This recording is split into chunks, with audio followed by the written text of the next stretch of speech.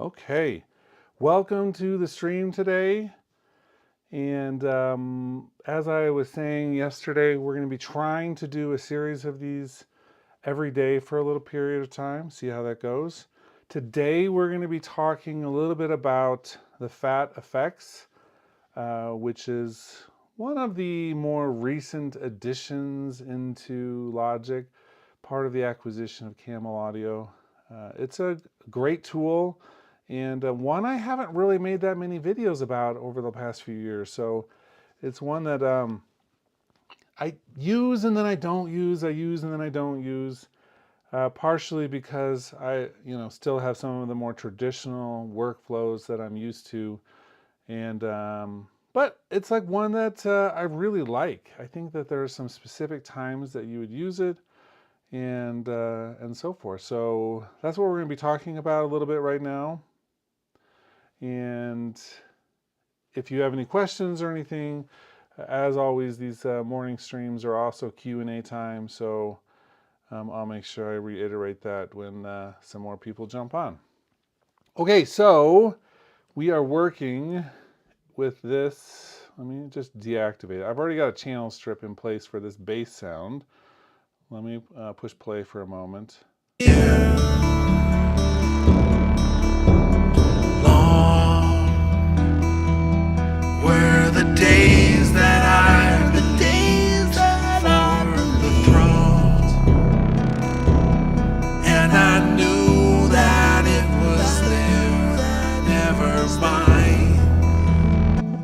So this is the section we're going to be working on with this thing, and let me put it on so you can hear it right away. I've just got the default patch for a second.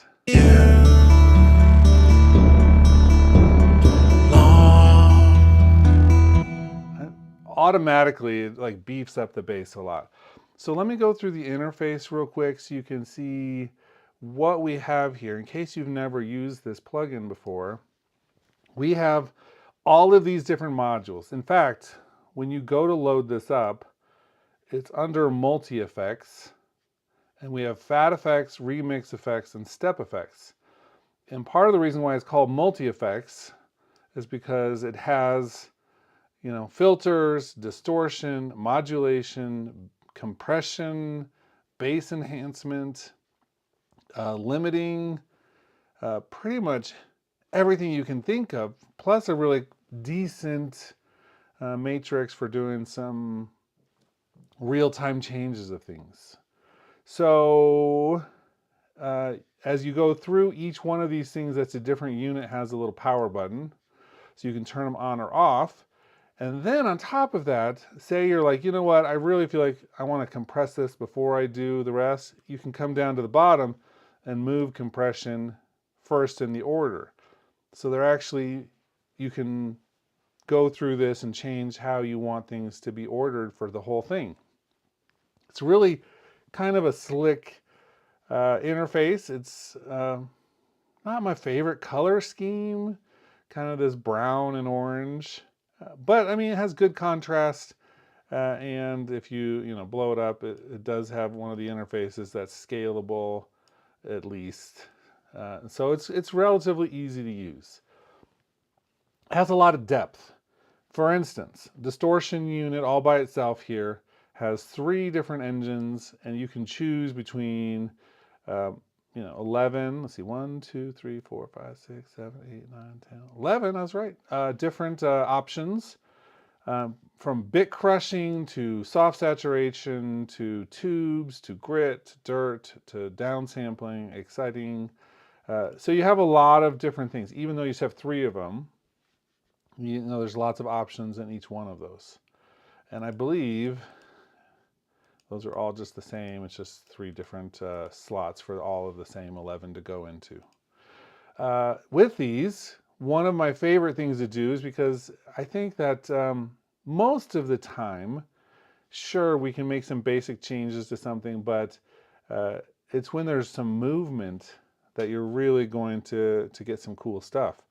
And so this bottom section has all of these modulator sources. And The envelope follower, every time a new signal comes in, it's going to have an attack, release, and a depth. So for instance, with this one, I can say, I want you to target the bit crusher. So you can choose any of the options from the list. You'll see if they're grayed out, that means that they aren't actually active above. And so it's showing you which ones are active by which ones you can select. Useful? I mean, it makes sense, but it's useful. So let's turn on that. Let's set in the, well, let's leave all these as they are for a moment. And then this is on the bass track, so you're going to hear some distortion coming out on the bass. Long were the days that I for the throne.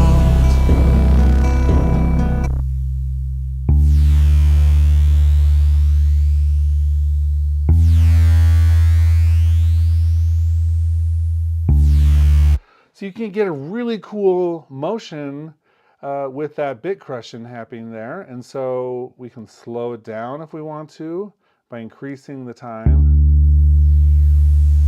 or make it a lot faster.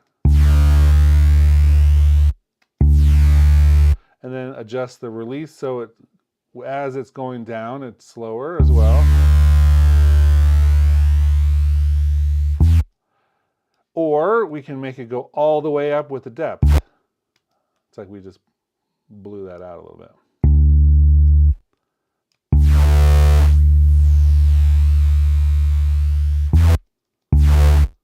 Okay, cool. So we have a lot of options to add a little bit of motion with the distortion into that, which is kind of cool.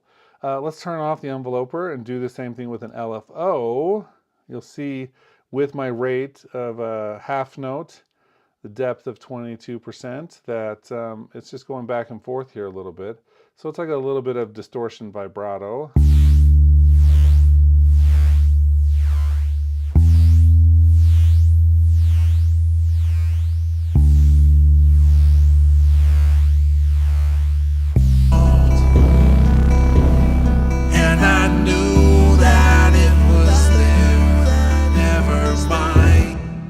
But one thing that we're missing with this particular tool is the ability to layer up some of those things. Hello, Harleave and Jerome. How you guys doing? But sometimes I want to actually like double this up. So this is the thing about Logic, or music production in general. I love the layer upon layer upon layer of modulation and things. Sometimes you can come up with some really natural, organic sounding changes, even though it's like, wow, we're doing a lot to this.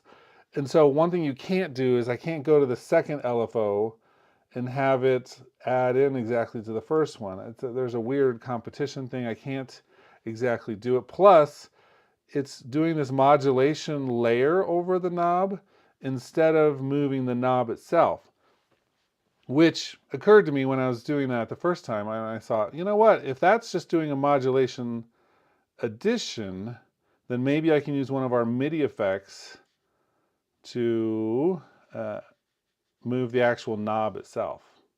So this is the modulator MIDI effect, and I'm going to say learn plugin parameter, and we'll just click on the percentage point. And so it does exactly that. So let's slow this down to 2 bars.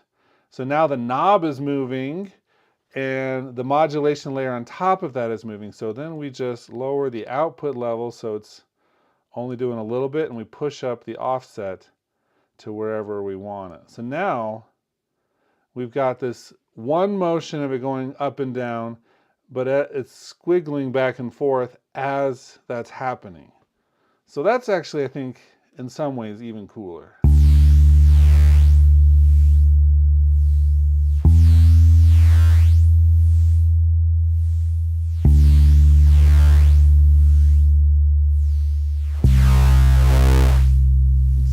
Narrow that down a little bit and push the offset up. Narrow it down, offset.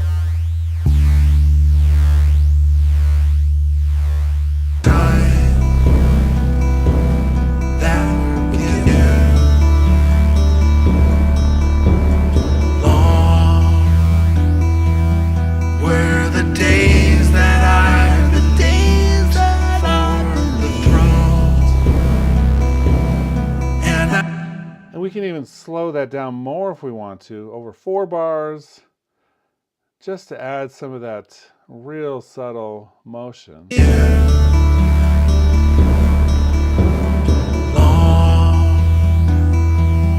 Were the days that I for the throne, and I knew that it was there, never mine. Now I know that this is us for the time that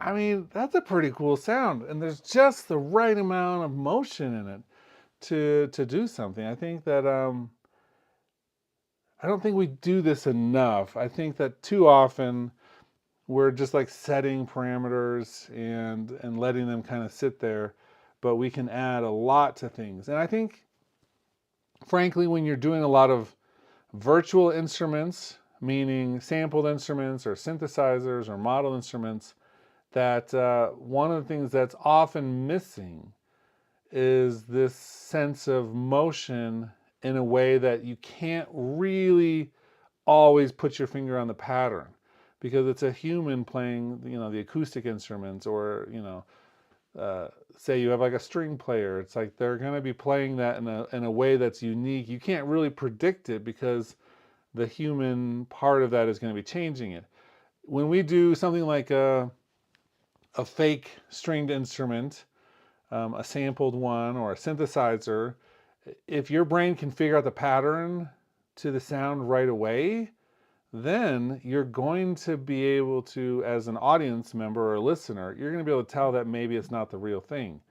Because what you're dealing with there is the ability of the brain to sort it out and be like, that every time that this happens, it sounds just like this. And so it's real easy for a brain, either consciously or subconsciously, to figure out that that thing's not necessarily a real musician. Like not an actual recording of a human playing it at that moment. Obviously, there's still a musician involved, maybe playing a keyboard or something, but it's a little different. So the more you can do some of these subtle like movements and things, this is still a pattern which I think you could probably easily figure out, but it's just complex enough. So there's motion in 2 different levels that you might wonder, or it's not like you wonder, but you're going to get the sense that there's more to it than just that like sound. So it adds like a level of depth, a level of like not necessarily figuring out the pattern instantly, and you come up with something that the brain is like, ooh, that's interesting. I want to know more about that.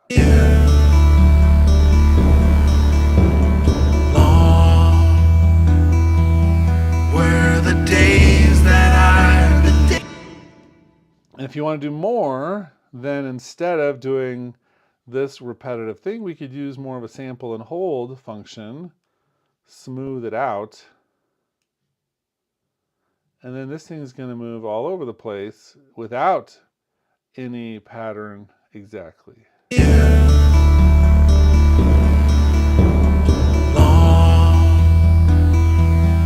were the days that I for the throne,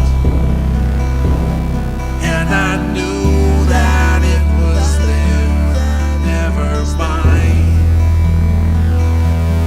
Now I know that this is us for the time that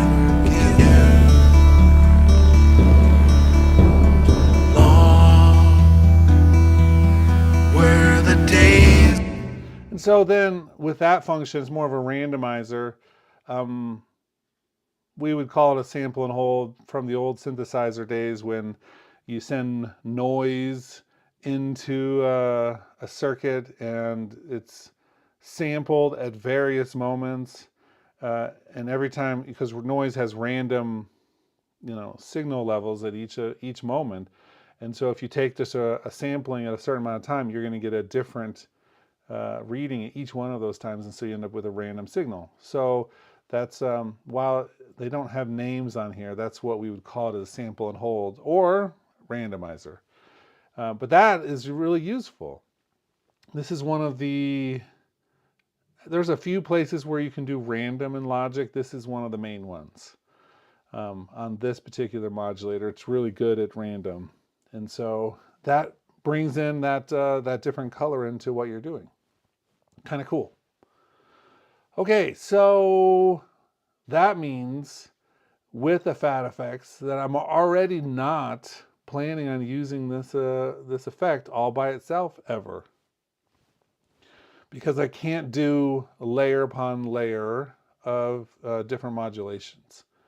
This, excuse me, is very different than, say, alchemy, which you can do layer upon layer upon layer of modulation. And so I wish that they would have the same pull-in on fat effects, but you know, that's okay. So let's talk a little bit about the XY for a minute, because it's not endlessly powerful. There are some things about this that are more useful. X is this top one. I'm turning it on and off right here. And you can see that you can set between all of these, the main options. So for instance, I could do Distortion Bit Crusher, the one we've been using, and to a certain depth. And we could add a second one there if we wanted. I don't know. Yeah. Let's just do none for a second.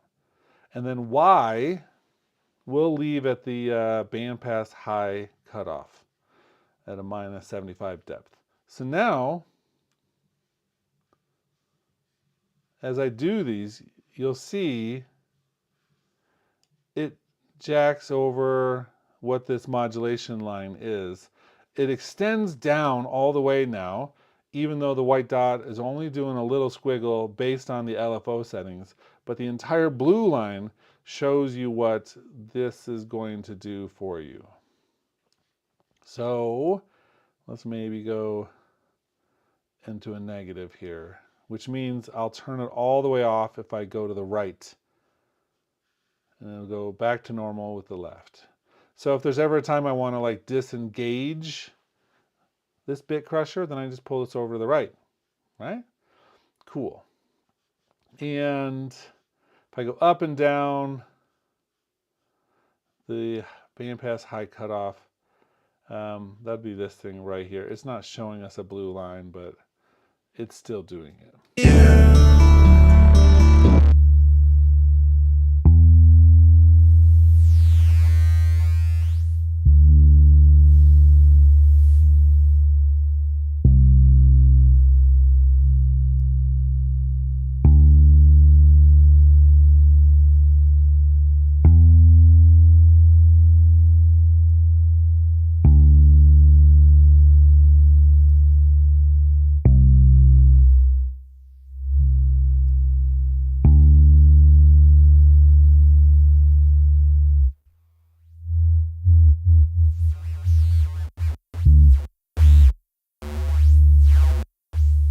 Okay, so I had to change the bandpass high cutoff to 100% in the negative so that it actually gets to the point where it was doing more of that, since it's such a low sound. There wasn't a lot in the higher parts of that. So the bandpass, if you take the high cutoff and pull it down and there's just a low frequency sound, it's not doing much until it gets to the low frequency sound. So now I can do like a wobble distorted effect with this thing. So what else can we do with this? I mean, you know, do we have things that we can control this with? And the real simple thing is you can do a lot with this now that you have two parameters up to the other two as well. So we only put two on these, one on the X, one on the Y, but you could do one on a second on the X and the second on the Y. But let's do smart controls for a second. So we have a lot already loaded up here. Let's see. I want to do external assignment eventually, but let's hijack the boost here. automatic smart controls. We don't want to do that. But so what we're going to do is we're going to map this to the fat effects X. Cool. And this is really just to give you a sense of what we could do. And then I'm going to learn on my MIDI keyboard here a little knob. So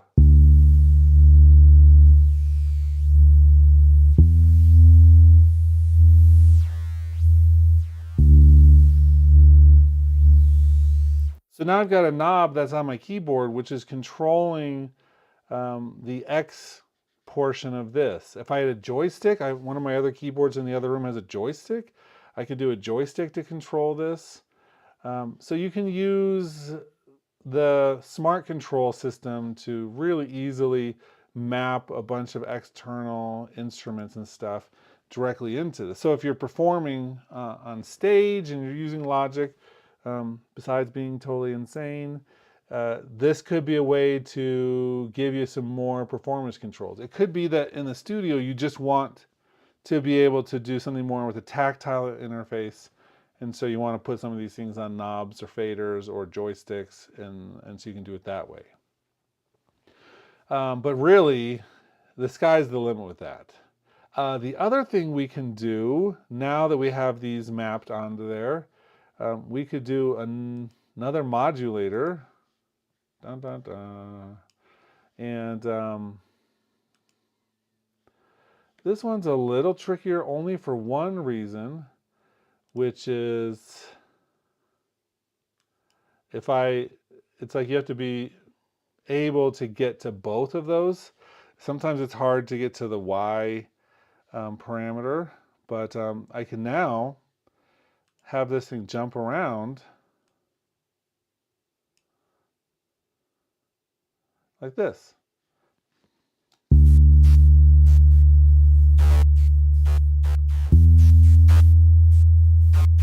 And let's turn that off for 1 second.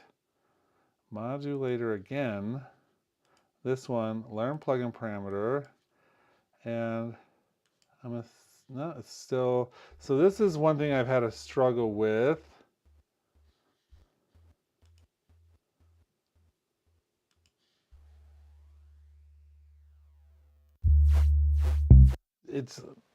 I'll have to remember what I did last time. I don't do this particular one very much because of this same issue. It may be that we have to do this a totally different way. If anybody who's watching can remember, let's turn off. Yeah, that's still doing it even though it's turned off. I can't remember.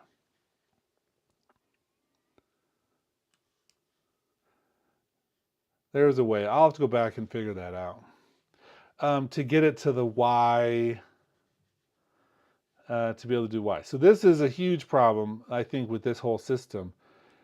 Because when you do this, it doesn't give you a list of the actual available parameters. You just have to learn it and touch it. Then we end up with this issue where we can't actually do it, because if it only lets me do the X parameter, then the Y one is impossible to get to just the normal way of doing it. So I'll have to remember how to do that, but I think there was a way that I eventually found around it, but it's more work than it should be.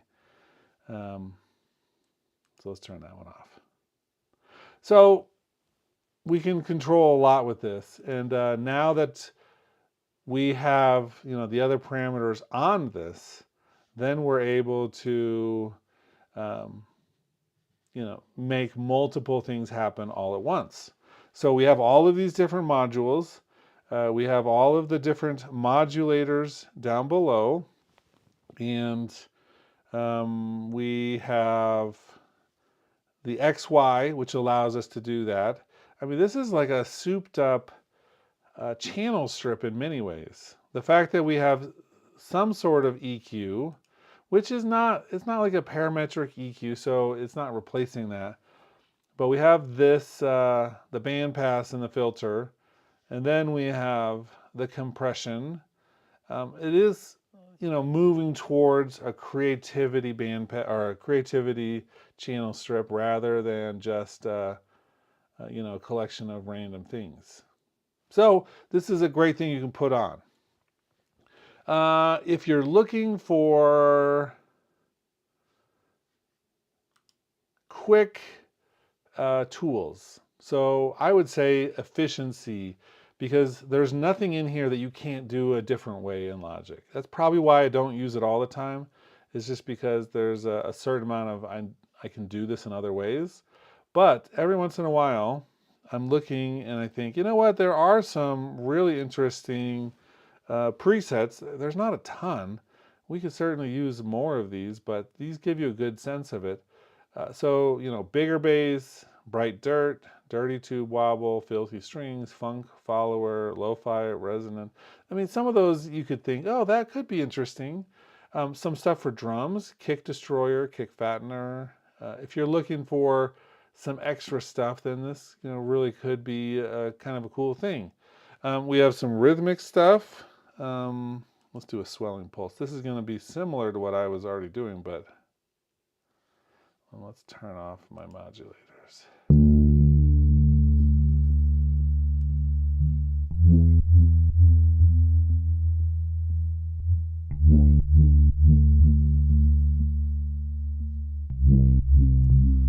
I mean, that's kind of cool, I guess, Wobbling filter.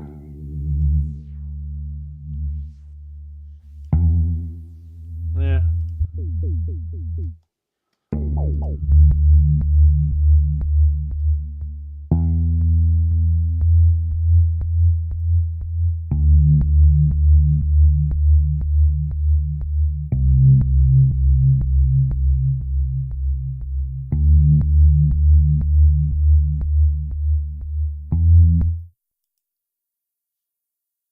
Cool. So, some stuff. And I do think there's a lot of interesting things in there. I did notice one thing just now that I hadn't noticed before. On these, the XY, we do have a few things on that list which aren't in other places. We have the LFO1 rate, and depth for 2. So we actually can come down and do some, I noticed that because the blue line. I don't think I've ever used it that way, but so for instance, the destination for the envelope and the 2 LFOs goes down to master output, but the X and the Y go down to master output and then add the LFO stuff. So you can actually put LFO information out here, and then you're changing the depth and the rate with this. So in a way, we can do what I was talking about, where I had to use the modulator for this on the distortion unit, because what happened was I was like, you know what, I can't do that exactly how I want to, make it wobble in 2 directions, but if I do the LFO attached to that, the XY attached to the LFO, then I just have to move this around or attach that to a control surface or something, and we end up with the same basic stuff. So, kind of an interesting combination of things with that. Okay, so kind of a chatty crowd we have going on here with the stream today. How are y'all doing? There's a few of you in here, just a couple. Are you up to anything fun this weekend? Who's using Logic on any cool projects right now?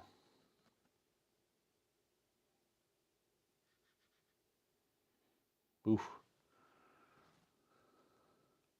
Let me know, because I'm curious.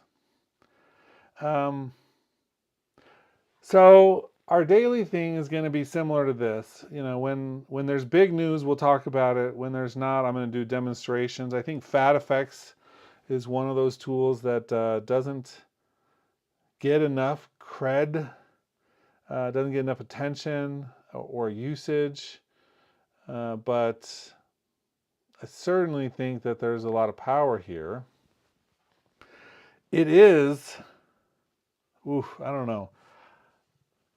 Let me know what you think, but I think this may be the ugliest of all of the Logic plugins. Oh, I don't know. Which ones are uglier than this? Which plugin? I should do a whole video on the ranking of prettiest to ugliest of the Logic plugins.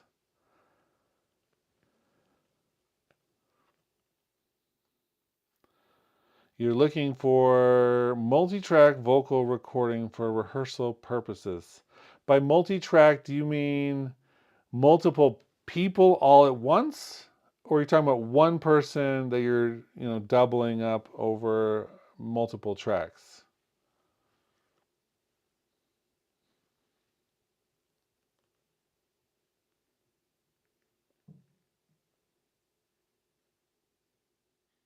Does that make my question make sense?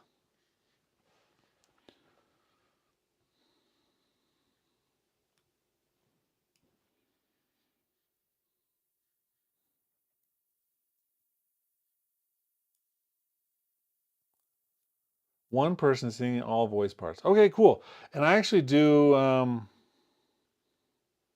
I do a lot of that style. If you look at this project we're actually looking at, let me turn off Fat Effects because I'm not actually using it in this project, but um, this one has maximum, I think, 4 vocals at a time, but it's all one person, me, singing all of the vocal tracks.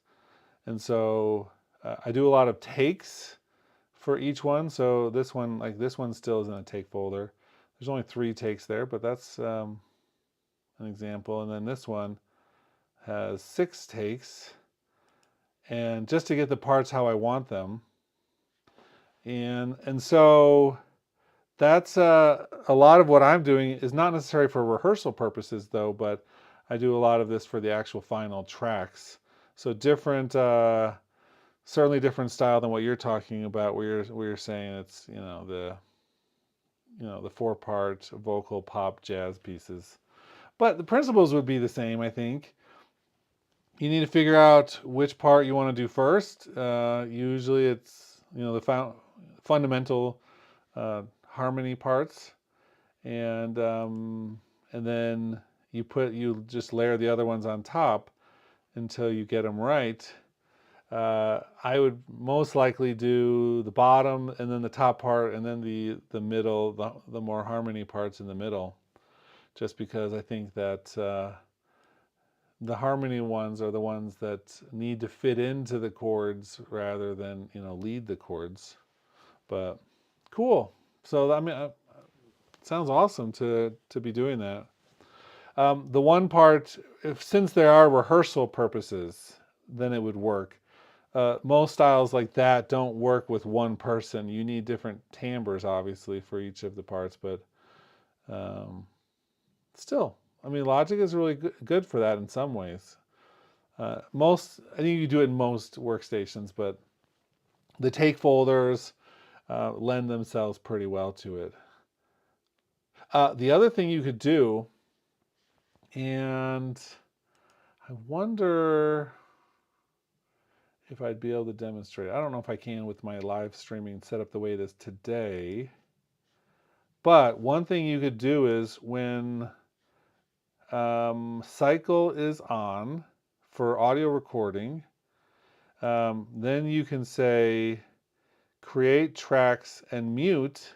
So one person could sing it, the first part, and then every time it loops back, you can just have new tracks created. Or you could do track alternatives or the take folder. So you have multiple choices there. None of them, I wish you could do like true looping where you sing one and then on the second pass you'd hear it and be able to continue to go. We do that with MIDI all the time where you create new tracks but you don't mute them. Looks like you have to mute them in this one. Anyway. Some alternatives for that. Difficulty is also about how to get things out of the vocal range good enough. Yeah, that is true. If it's outside of the range, you could always do like an octave trick for the one person doing too much. For instance, one thing that I've done is, let's see, say I've got this vocal part right here, this top one.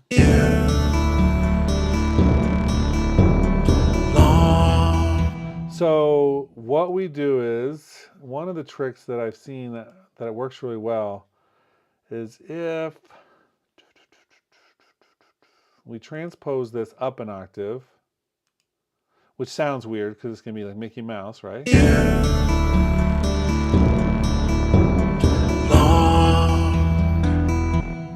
Were the days. Ooh, that's actually not really doing good transposition. Flex pitch. But then you do the formant tracking. Yeah.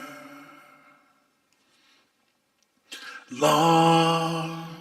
Wow, that's weird. Yeah. It's not tracking good pitch on that. For some reason, that's weird. I wonder if one of the other ones, I might have a setting on them with flex pitch already engaged. Yeah. So let me just pull this over to that for a second. Were the days that I believed. Ooh, you hear the auto tune on that. Were the days that I believed.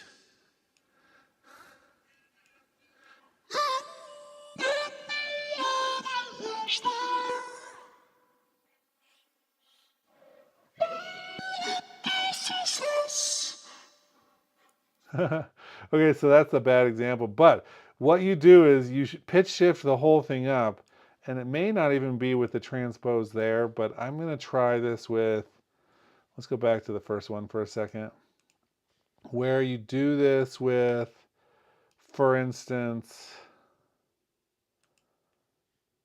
pitch shifter here, mixed to 100%, up 12 semitones, octave. Long were the days that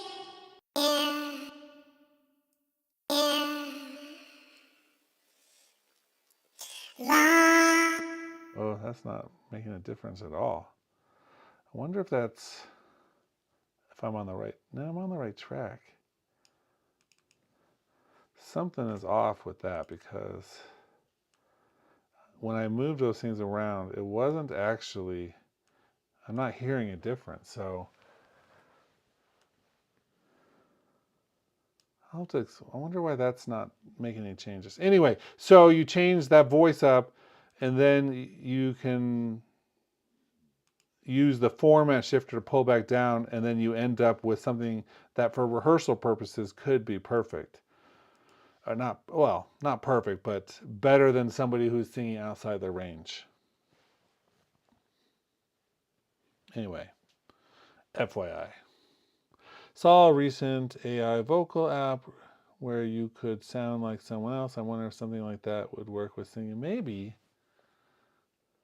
I mean, we're already at the point where, so I don't know if you've seen this. Let me show you. I don't know if I should do it in this project. New project. Don't close. Software instrument. And I have one version of this, but I don't have the Hollywood version of it. I just have the more classical version. So let me show you. You've probably seen this, maybe not, but let's do voice. Do I have them on here right now? Choirs, multis. So let's do soprano, word builder.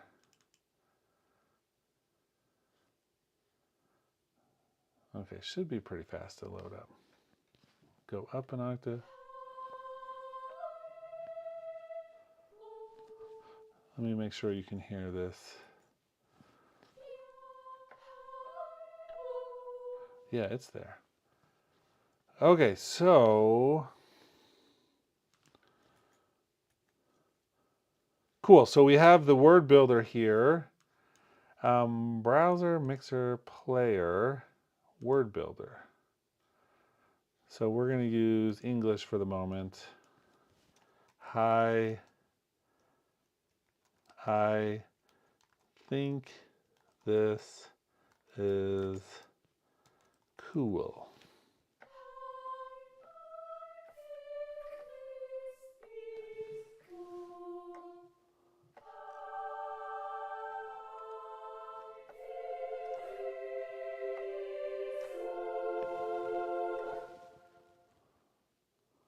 So you can type in what you want them to sing, and then it actually does a pretty good job.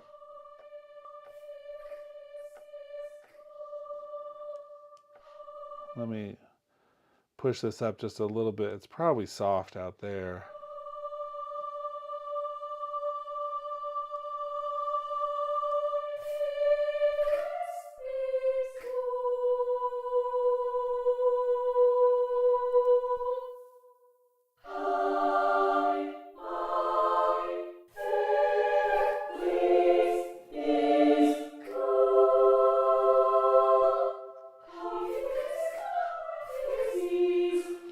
And so, I mean, something like this is like a pretty awesome way to do this. They have some built-in phrases, so let's do like a Latin phrase.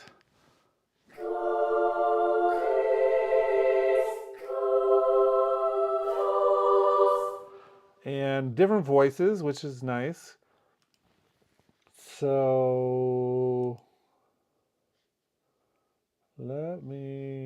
okay, player, browser, base is word builder. Let's do more of a soft.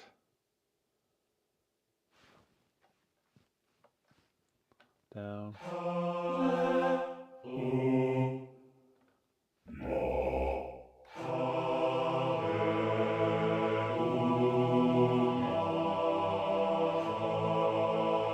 In this one, not a ton of style influence. There are, so you can see there are 6 different presets, like choirs essentially.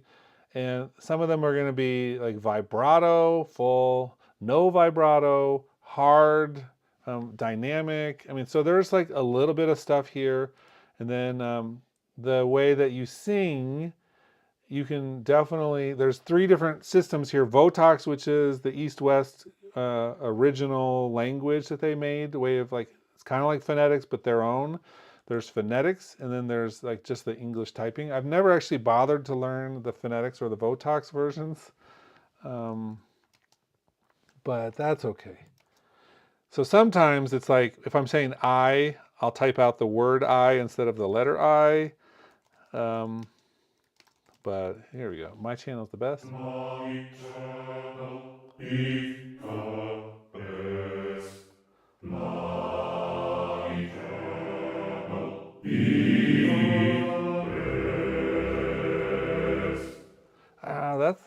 It's like I should probably make that my trailer for the whole video.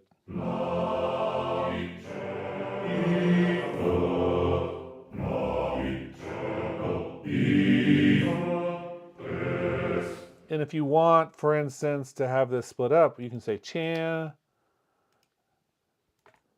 null, right? So instead of one word,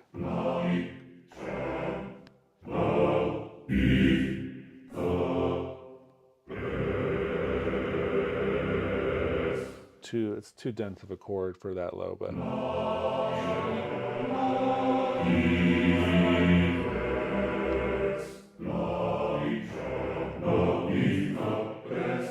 Yeah, I mean, pretty cool technology. This has been around for a number of years now. They now have another set of voices that's more Hollywood style that you can get as part of the Composer Cloud.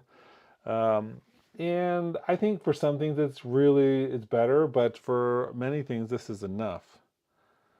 And then you're asking about the syllable split. There's 2 ways of doing it. One of them is the way I just did it with the text editor, like you just asked about, rewriting the text. But they also down below, so if you click on the word my, you'll see the M sound is this, and then the AE, which is the I sound, or part of it. It is all of it. So then those are these 2 parts, the AI right there. Yeah, my.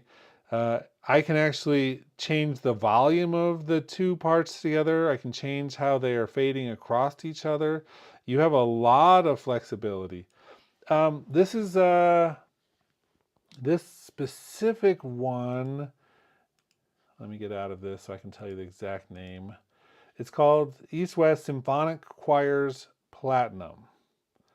And I got it as part of the symphonic orchestra thing. It's one of their more, I don't know if it's legacy. I think it's still, I mean, it's still active. It still works. They still do some updates for this interface. Um, but they have the new interface, the Opus one. Uh, I used to, and I probably will this year again, um, subscribe to their whole Composer Cloud for educators or students. It's I think like $119 per year for the whole year to subscribe to it. And then you get like new instruments as they add them and all kinds of stuff. But that one has, I believe, this and the Hollywood voices as well. So I don't know like the individual situation of just getting the symphonic choirs by itself. They don't have soloists in this, but they have just the sections. And they have men and women together. They have boys, sopranos, tenors, altos. Um, and then they have individual things too, like vowels and consonants of each of those. So like we have the ooh. Let's replace that. Oh.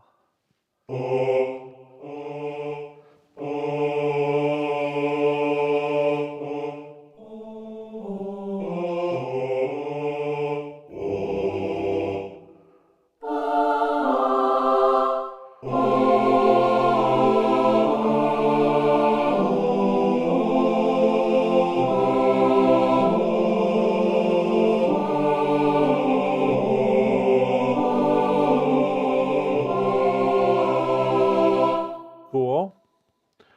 And then if I had like my breath controller attached right now, which I don't, then you can actually breathe and have it build and stuff like that. The East West have a lot of cool voices stuff though outside of that. So for instance, you know, you have all of these different uh, other instruments that they have. Let's see.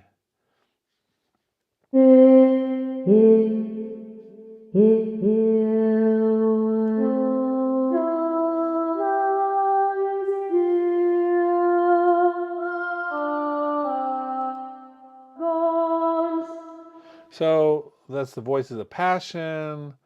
I think in here right now, I don't know. Oh, I have raw as well. I don't know if these are voices, but they might have some voices in there too. It looks like they're not voices.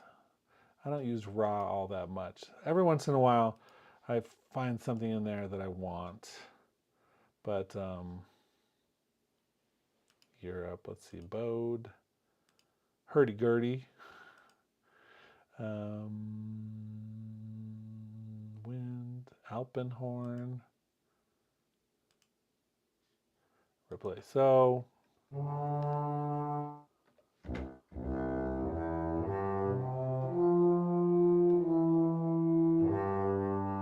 cool.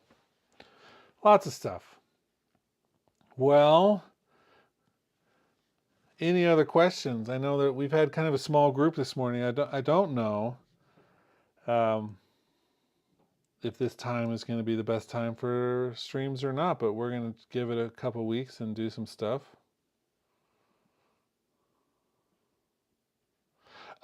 You're probably right about that. So from a tech point of view, it's really cool and interesting. But in terms of the musical experience, I think you're right about that. I think there's something to be said if you are actually working through voicings. I mean, I can do any voicings on a keyboard. That doesn't mean it's going to feel natural to a singer, right? And so I think that you have to actually take that into account. Sometimes you're going to be reworking things, or if you're singing somebody else's music, then you're still going to learn the tricky parts in a way that you might need at a different time. there's probably space for both things. You know, there's probably space for this when you need it and that when you don't, if you know what I mean. So there's going to be some time when you want one and want the other. You just have to kind of pick which one you need when. But this company, EastWest, is probably still one of my favorites overall. Their stuff has worked well for me and come through in times when I need it. Their stuff sounds pretty good. It's easy to pull like a full orchestra, you know, right up and just be like, you know what, let's do.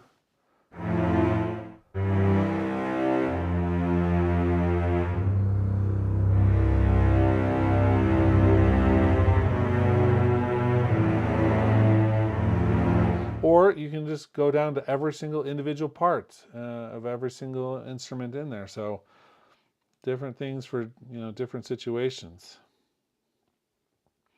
Cool. Well, I think this is a great time. Oh, how difficult it would be to make a sample based on instrument of your own voice. It's possible, but there's certainly some tricky stuff to it. Um, Certainly possible. I think I've lost part of my stream here.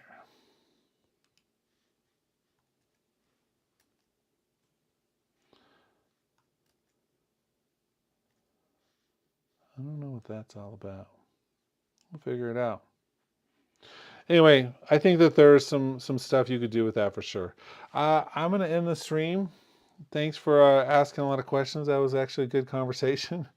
And thanks everybody else for those of you who watched or are watching this later. And we'll talk to you later. So thanks a lot for being here.